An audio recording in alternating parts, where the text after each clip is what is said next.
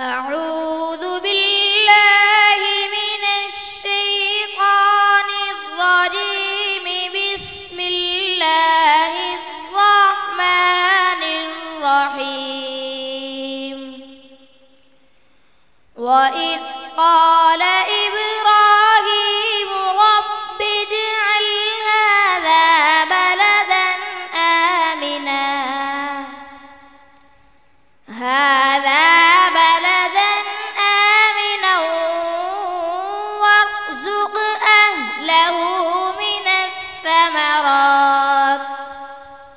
وارزق أهله من الثمرات من آمن منهم بالله واليوم الآخر. قال ومن كفر فأمتعه قليلا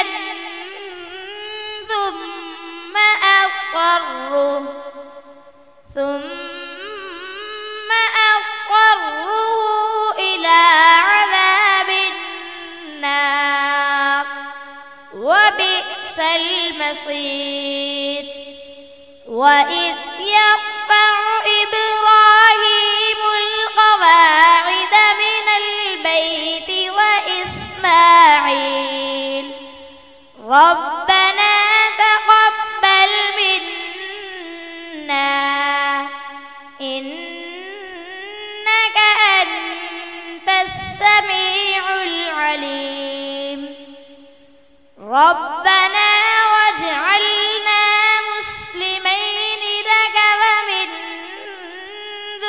ذريتنا أمة مسلمة لك وأرنا مناسكنا وتب علينا إنك أنت التواب الرحيم.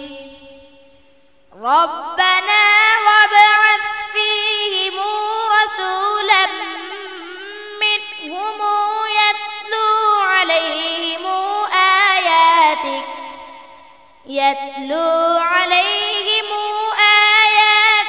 ويعلمهم الكتاب والحكمة ويزكيهم إنك أنت العزيز الحكيم. صدق الله العظيم.